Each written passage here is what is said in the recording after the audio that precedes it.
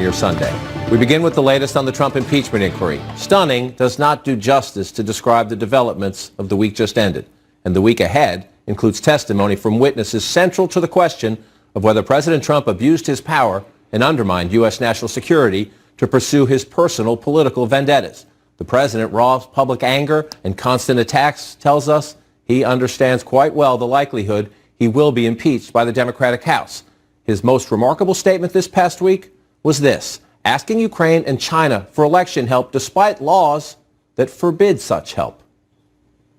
They should investigate the Bidens, because how does a company that's newly formed, and all these companies, if you look at, and by the way, likewise, China should start an investigation into the Bidens, because what happened in China is just about as bad as what happened with Ukraine. Senator Mitt Romney of Utah interrupted the near silence among the president's fellow Republicans. Brazen and unprecedented, he called it. Wrong and appalling, he continued. Maine Republican Senator Susan Collins telling the Bangor Daily News asking China to investigate a political opponent was, quote, a big mistake and, quote, completely inappropriate. Many other Republicans voiced their displeasure, but privately to the White House, and the president tried to clean it up. I don't care about Biden's campaign, but I do care about corruption. His campaign, that's up to him. Politics, that's up to them. I don't care about politics. And if you look and you read our Constitution and many other things, I have an obligation to look at corruption. I have an actual obligation and a duty. But Democrats are building a case that the president's obsession with Biden has already crossed the line. One key witness in the week ahead is Gordon Sondland, a Trump campaign donor who was then named ambassador to the European Union. Quote, call me. That was Sondland's response when career diplomat Bill Taylor texted concerns the president was withholding security aid from Ukraine until it agreed to investigate Biden and his son, who was on the board of a Ukrainian energy company. Days after the call, Taylor remained concerned. Quote, I think it's crazy to withhold political assistance for help with a political campaign, he texted. Sondland waited more than 4 hours, then texted back, quote, the president was clear, no quid pro quos of any kind. And then Sondland suggested it was time to stop texting about this. But Republican Senator Ron Johnson told the Wall Street Journal on Friday that same Ambassador Sondland told him the president was withholding the aid contingent on Ukraine announcing investigations. Sondland scheduled to be questioned on Tuesday. With me to share their reporting and their insights this Sunday, Sunmin Kim of The Washington Post, CNN's Jeff Zeleny, Tolu Olorunnipa with The Washington Post, and Julie Hirschfeld Davis with The New York Times. It is hard, especially after the week we just went through, to sort the facts building from all the political spin from both sides, but largely from the president and the machine. Mr. Sondland is going to be in the witness chair on Tuesday. Let's start with that as the Democrats tried to build their case. Why is he so critical? He's critical exactly because what you mentioned earlier, he has been a key player, particularly in the stream of text messages that we saw disclosed earlier this week by Kurt Volker, the former special envoy to Ukraine. And this has been, the series of witnesses that House Democrats have been able to get have been pretty major gets. And we've learned a lot already from Volker's testimony, from the text messages. And what Sondland's going to say is going to be really important. Now, we don't know how cooperative he will be, clearly. He's still part of the administration. You mentioned that he was a Trump campaign donor. And we reported yesterday that while Mr. Volker had willingly turned over his text messages to the committees and they were able to release them pretty easily, like we saw on Thursday, Ambassador Sondland has actually turned over his documents over to the State Department, and now the State Department will have to, or the committees will have to fight directly with Pompeo and the State Department for them. So we don't know how much we're going to learn from him, but clearly it's going to be a very critical testimony to watch on Tuesday. And that's a very important point to make as this plays out. The former Ukraine ambassador, also Ms. Yovanovitch, will be up on Friday. She is cooperating with the investigation, and she was recalled after Rudy Giuliani went to the president and said she's not doing what you want over there. She's not pushing the Ukrainians to do these investigations. So we're getting some witnesses in the middle of what could be a very prolonged document fight. Both the White House and the State Department pushing back against Congress. We'll see how that plays out. Subpoenas now in play there. We'll see how it plays out. But Democrats say they're going to try to build their case through the witnesses, and if the White House doesn't cooperate, they will fold the refusal to give the documents and to maybe give additional witnesses into an obstruction count. Yeah, that's exactly right. They already have a lot of information and evidence that they can use against the president with these text messages, with the president's phone call, the summary of the phone call, the whistleblower report. So they believe they have enough to build a strong case for impeachment. But they're trying to fill in some of the gaps, some of the conversations, some of the things that were not in the text messages where Bill Taylor said, as I said on the phone, he may want, the committee may want to know what exactly that conversation was about, what caused him to say we shouldn't have a quid pro quo for the president's campaign.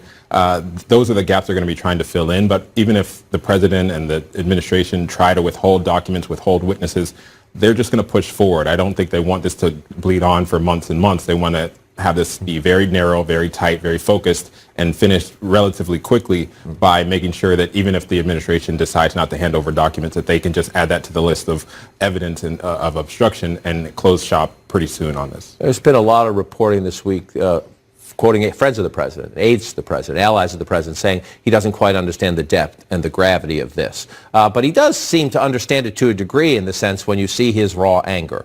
The president's transparent in that way, and he's lashing out. He keeps defending his call to the Ukrainian president as perfect. It is far from perfect. Read it yourself. Read it yourself. You can access this. But in the tweets, I'm coming to the conclusion what is taking place is not an impeachment, it's a coup. Adam Schiff illegally made up a fake and terrible statement, pretended it to be mine. Arrest for treason. They're attacking the chairman of the committee. We'll come back to that a bit later. And then it will cause a civil war-like fracture in our nation, which the country will never heal, quoting an evangelical pastor from Fox News. The president follows the news as closely as anybody. And here are just some of the headlines. Second official is weighing whether to blow the whistle on Trump's Ukraine dealings. Trump calls with foreign leaders have long worried aides, leaving some, quote, genuinely horrified. Ukraine officials felt pressure in months before Trump call. And somewhat unrelated, but another evidence of a cloud over the White House, Treasury Inspector General to review handling of Trump's tax returns.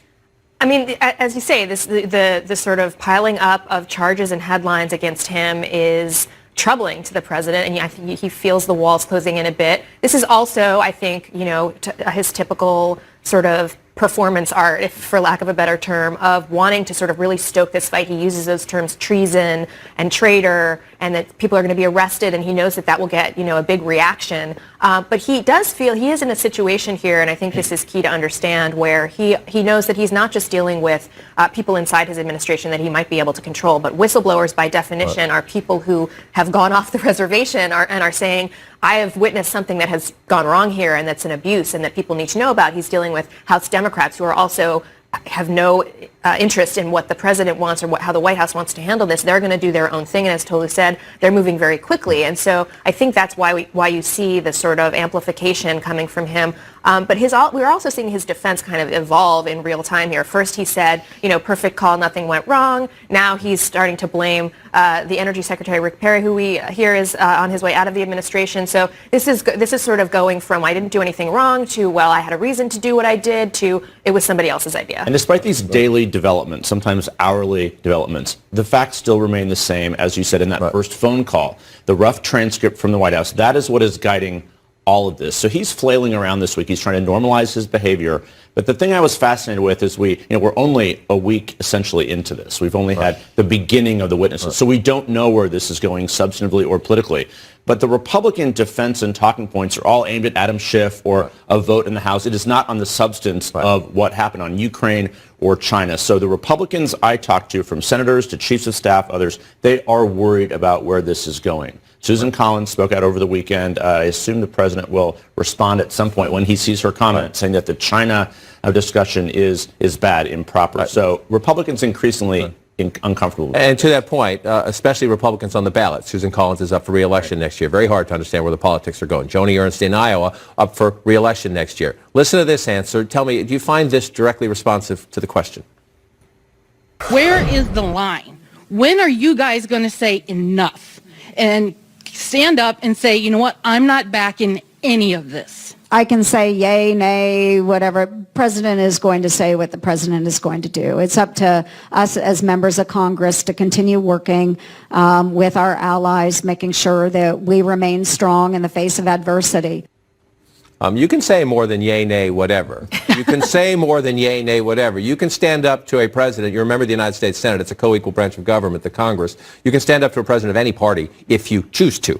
That is choosing not to. That is choosing not to. Mitt Romney did decide to stand up. He called it appalling what the president said, and the president, this is why the other Republicans are reluctant. The president, using his Twitter chainsaw over the weekend, Mitt Romney never knew how to win. He's a pompous ass who's been fighting me from the beginning, except when he begged me for my endorsement for his Senate run.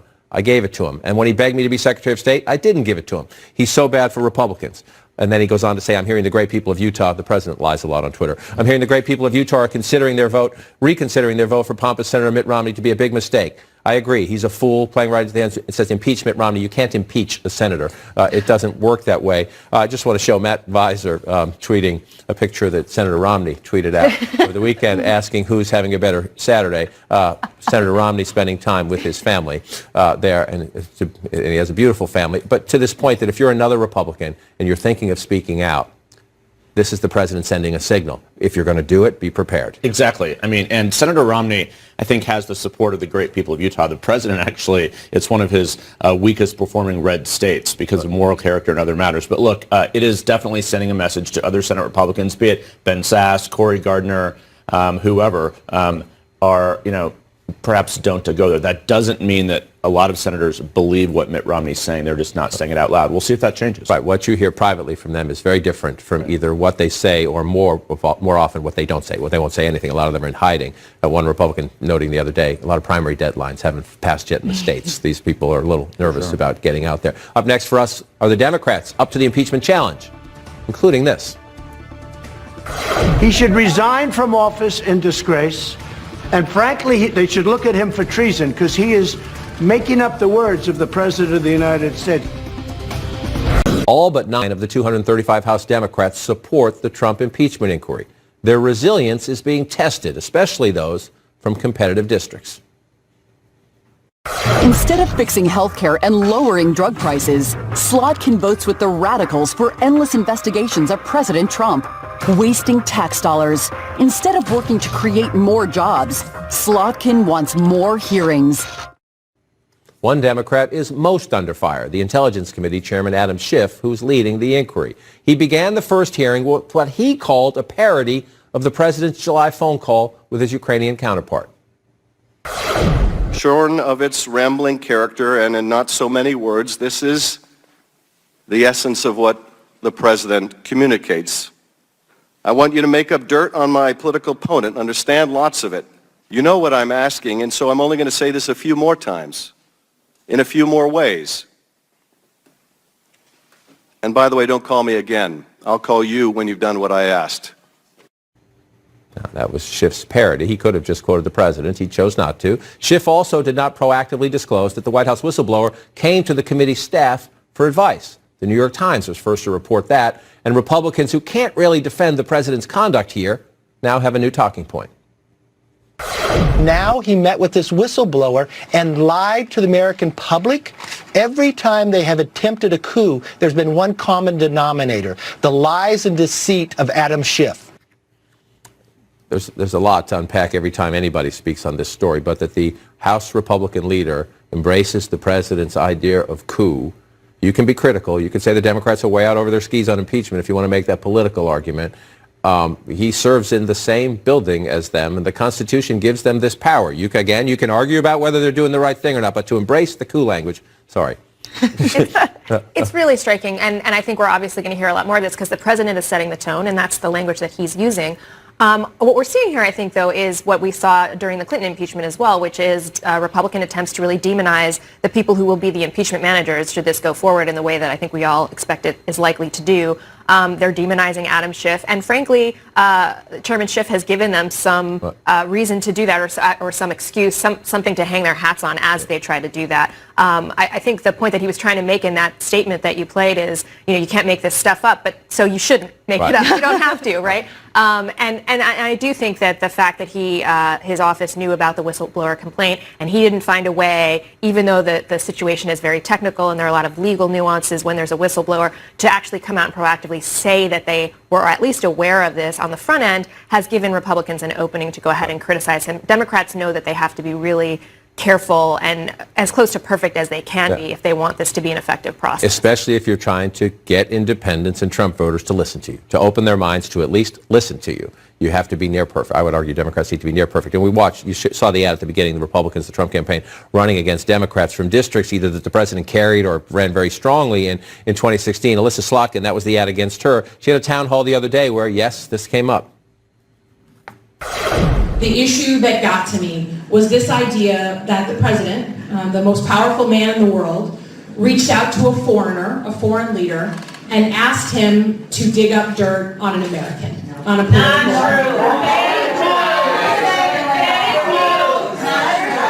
There are some moments in life that are beyond politics, and I felt that this moment was that. This will be interesting to watch, and most of the stories about this happening across the country so far it's limited. It's not off the charts. But you heard boo, boo, fake news. No, actually, she was telling the truth. Read the president's own words, the memo released by the White House. The president reached out to a foreign leader and asked for help. He did. That's a fact. But there you see the power of the Trumpaganda machine, as I call it, where someone would say that's fake news. It's not. She's telling the truth there. Yeah, there are a lot of people who have not followed the ins and outs of the story or have only watched one news channel, and they're not getting the full picture, and a lot of them are getting the Trump's own version of what happened. He said it's a perfect call. He said he did nothing wrong. He said the Bidens are corrupt.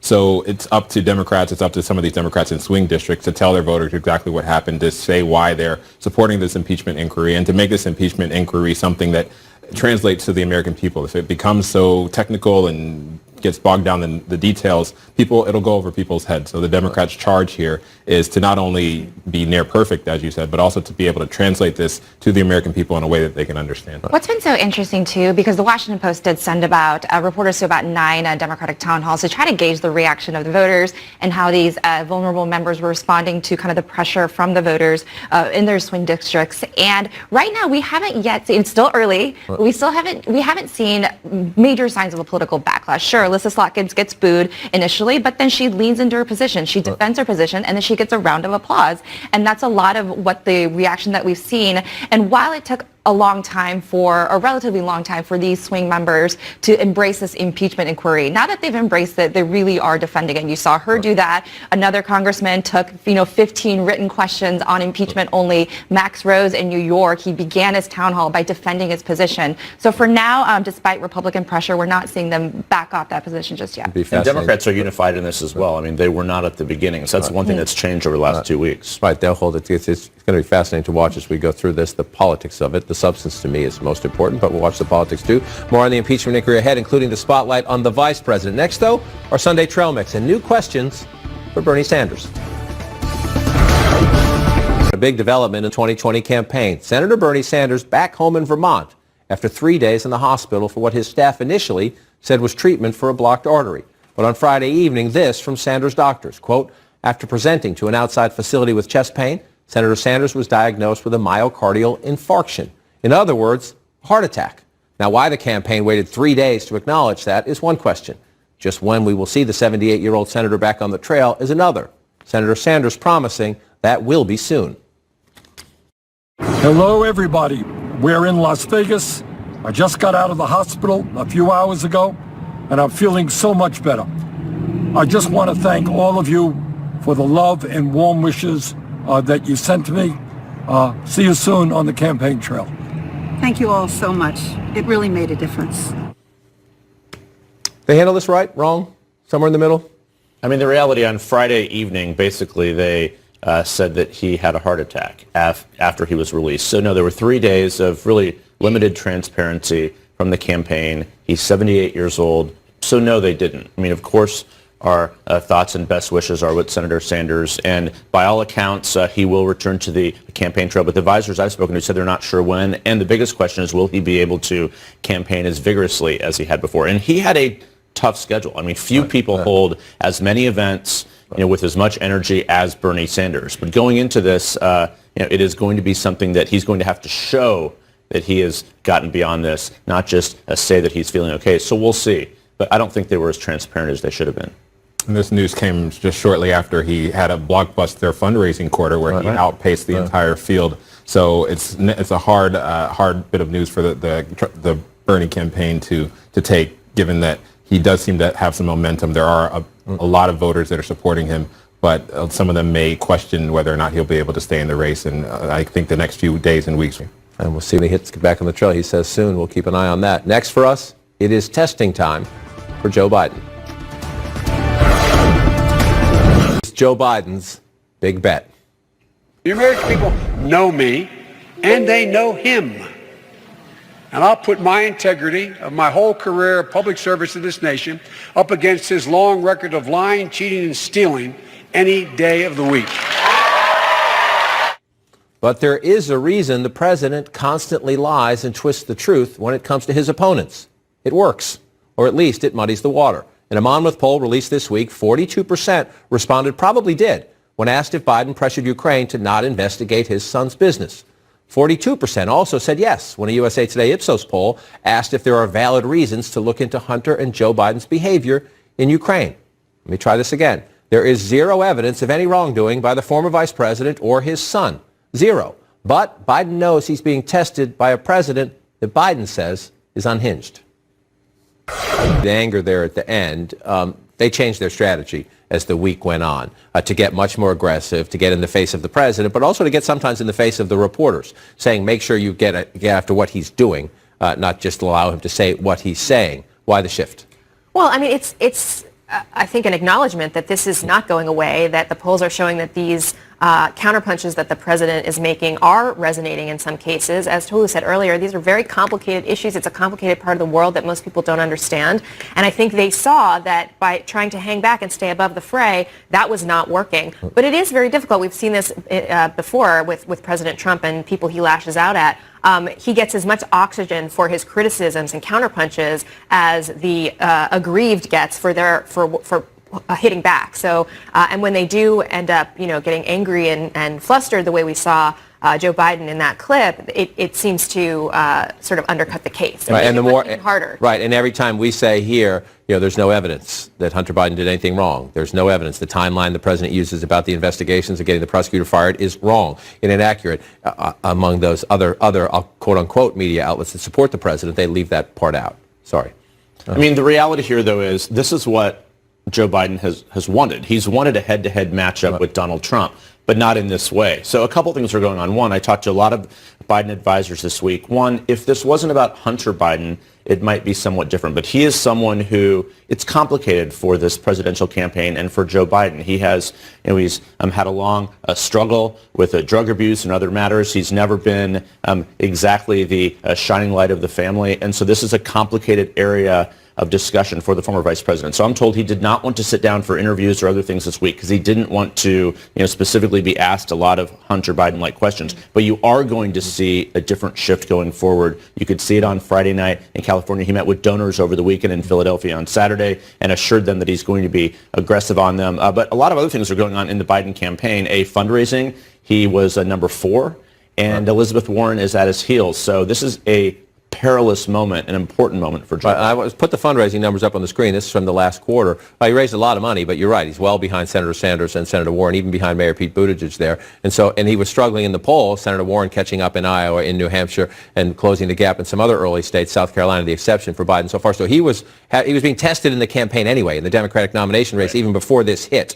And if you're a Democratic voter or a Democratic campaign, you made this point. You have to remember Trump's history, and he's good. And Biden himself, this is him at a fundraiser in California the other day. I did 83 events for Hillary. I campaigned like the devil for her. But what happened was, and she talks about it, you got sucked into the trap of the stuff Trump was laying. He wants you in a mud fight. But when you respond to that, it brings you back down into that. So the question is, and this is the challenge for any Democrat, or we saw the president's Republican primary opponents go through this in 2016, they couldn't figure it out. Where's the sweet spot?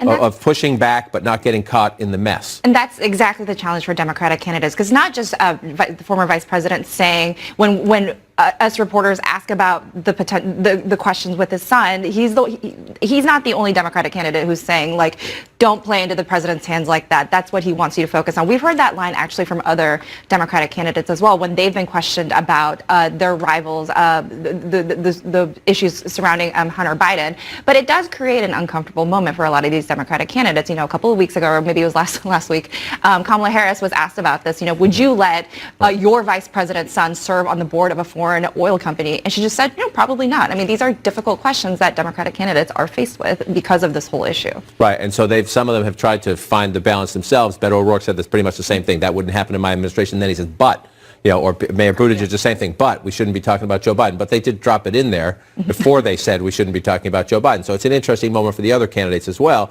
who are waiting to see. And to your point about Biden, you talked to some Democratic strategists who say he should just rush into this because if you want to make yourself Trump's opponent, just blow out the rest of the primary rivals and get in a fight with him. Yeah, we talk a lot about foreign governments meddling in the U.S. presidential election. President Trump is definitely meddling in the Democratic primary. And he's going to do it for the next several months because he realizes that he can have a say in who he ends up running against in 2020. And he's not going to play by the old political rules. He's going to go after family members. He's going to go after what he believes are the weaknesses of these various candidates. And Democratic voters are looking to see which candidates show that they can punch back, that they can actually go up against the president in a one-on-one. They can figure out that sweet spot on how to do it without muddying themselves. And right now, I think the jury's still out on which candidate's going to be able to do that. And there are some great stories this weekend in a number of publications here at CNN, the Times, the Post. Please read them. Come to your own conclusions here, but about this, and one of them be about how Rudy Giuliani, the president's lawyer who has spread all this, relies on some pretty disreputable, untrustworthy sources in Ukraine for a lot of his information. I thought what was interesting was Kurt Volker, the president's special envoy, who did testify, and he said some things to the committee that will help the president. He said he didn't see, yes, he was security aid, yes, the Biden investigations. He did not see, he said, at least in his opening statement, a link between the two. The White House will like that, but he also said this, and the president won't like this.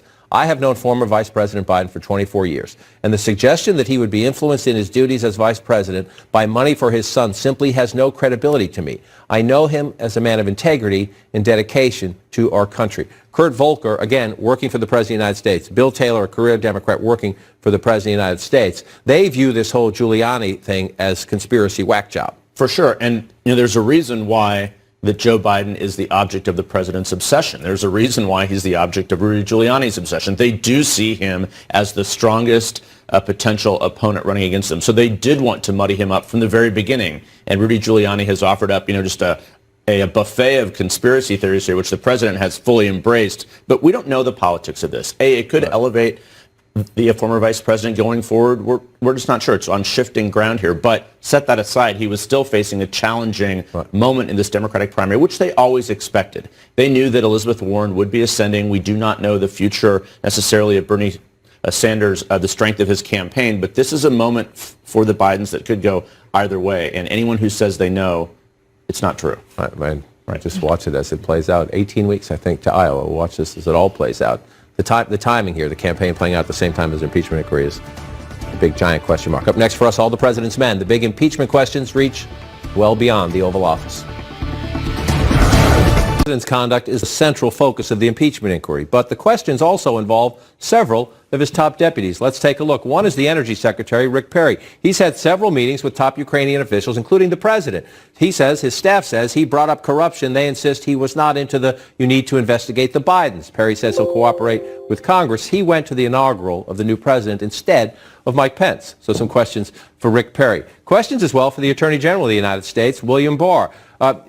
Trump told, remember, if you read the president's call with the Ukrainian president in July, he told the Ukrainians to work with Barr on an investigation into the Bidens. The whistleblower complaint was sent to the Justice Department and, many think, just simply buried and not seriously investigated. Barr also has been on a world tour trying to get to the origins of the Russia investigation, asking other countries what intelligence they provided to the FBI about the beginnings of what became the Mueller investigation. The Secretary of State, he's on the world stage right now. He was on that July call with President Zelensky and President Trump where the president said, I need you to do me a favor, brought up the investigations into Biden.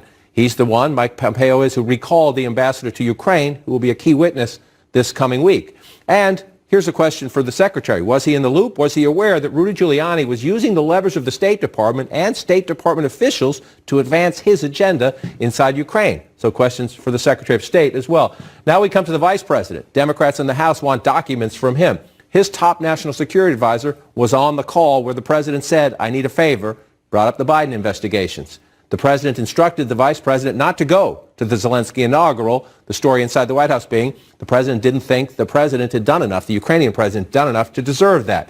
He met with Zelensky in September, urged him to fight corruption. Democrats want to know, did you too bring up Joe Biden? The vice president, his public remarks, echoing the boss. One of the main reasons we were elected to Washington, D.C. was to drain the swamp.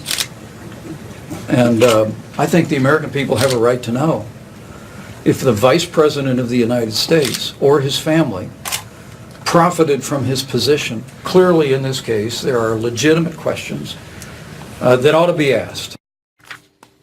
So it's the official position of both the President and the Vice President of the United States that it's okay to ask a foreign leader to investigate a domestic political opponent. That's part of the new Republican platform. What else are we worried when it comes to the questions of facing the Vice President? His office issued a statement that said, we'll look at this, but it seemed to be to the Democrats, go away. Well, right. I mean, there's no really good answer for the vice president. Clearly, given what we know from the whistleblower complaint, Vice President Pence was involved in some way in President Trump's bidding on this and what he wanted to be done. He was supposed to attend that inauguration, then he was told not to attend the inauguration. He obviously knows about the telephone call and some of the other conversations. But the documents that Congress has asked Vice President Pence for, it's pretty expansive. If you read through the list of things that they're asking for, they're usually things that would be privileged and that a vice president would not turn over. It's very unusual to see this sort of expansive of a request. So it'll be interesting to see what of it, if any, the Pence people are willing to turn over. And it's very possible that some of it will actually come from other sources, that the vice president's office will not play ball, but other people will have access to the same documents and that they will be given over. So Pence does face some exposure here, and you see him. He also faces questions about, forgive me for interrupting, questions about consistency, in the sense you just heard him right there saying, why can't we ask these things? Of course we can ask these things. This is another Mike Pence, another day.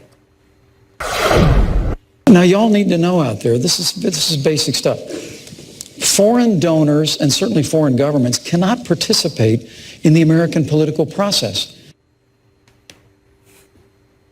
Guy's got a point.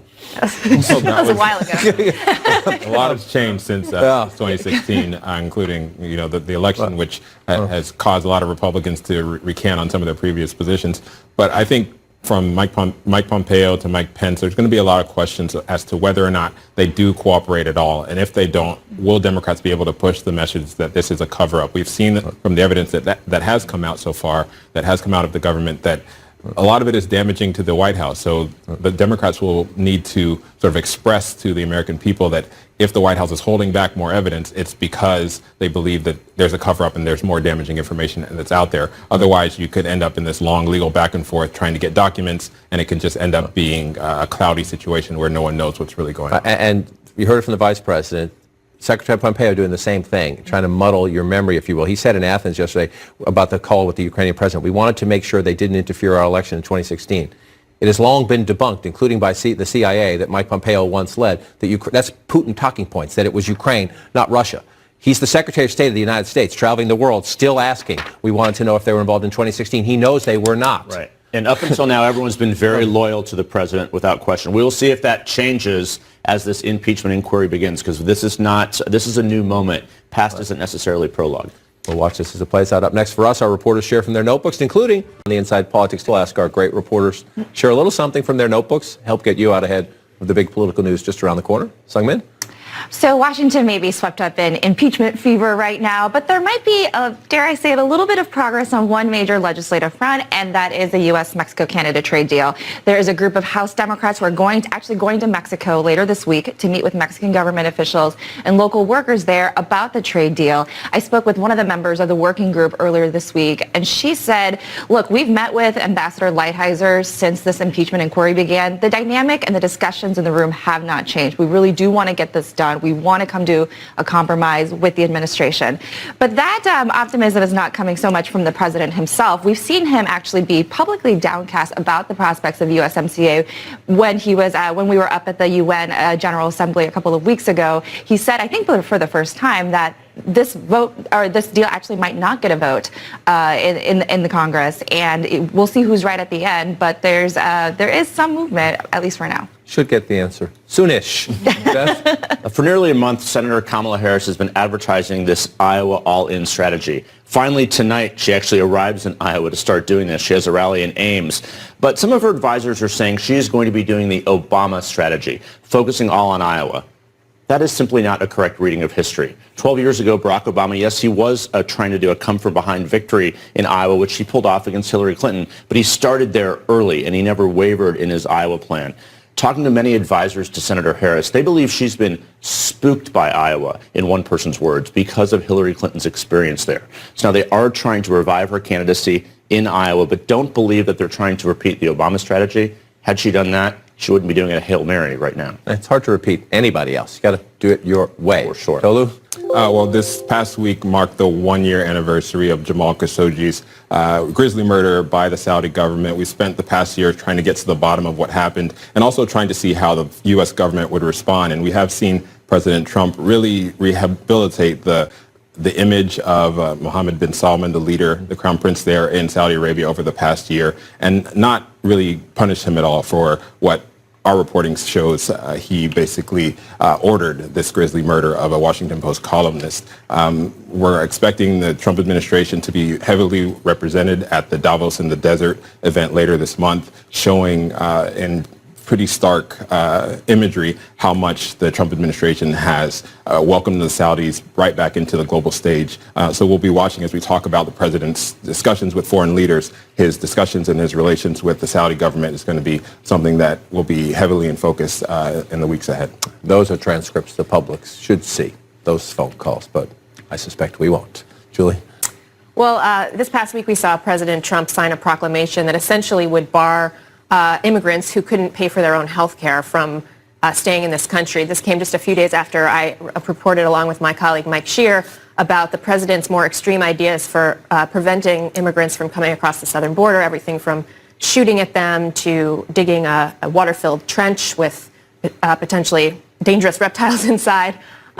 What we are seeing here is something that Mike and I explore really deeply in our book that's coming out next week called Border Wars, Inside Trump's Assault on Immigration. And the dynamic is that you have a president who's really obsessed with this issue, who's grasping for ever more sort of extreme ways to get at what he sees as the problem of illegal immigration. But what you also see inside the White House, and we look at this as well, and this is part of what was at play with the proclamation, is Stephen Miller, his senior advisor, who has really sort of stood up an internal think tank inside the West Wing to come up with ideas to target legal immigration. And that is some of what we'll continue to see, I think, in the run-up to the 2020 election. So I hope everyone will read the book on Tuesday when it comes out. That is the reflex. When this president's in crisis, he goes back to his playbook, immigration. The book is Border Wars. Julia, Mike Scheer, frequent guests here on the program. It comes out on Tuesday. You want to buy it. I will close with a few flashbacks to Washington's last impeachment drama. 21 years ago this week, October 5th, 1988 to be exact, that the House Judiciary Committee voted to open its impeachment inquiry of President Bill Clinton. The full House endorsed that inquiry on a vote of 258 to 176 just a few days later. So far this time, Speaker Pelosi says such votes are not necessary. Another big difference? Clinton's approval rating was 63% in Gallup polling at the beginning of the impeachment process. President Trump's is just 40%. Now, one thing we won't have this time is an immediate test of how voters react at the polls. The Clinton impeachment drama began in the final weeks of the 1998 midterms, and Republicans decided to hammer Democrats with ads linking them to Clinton and his personal behavior. But it didn't work. It backfired, actually. Democrats defied the midterm norms, picking up 5 seats in the House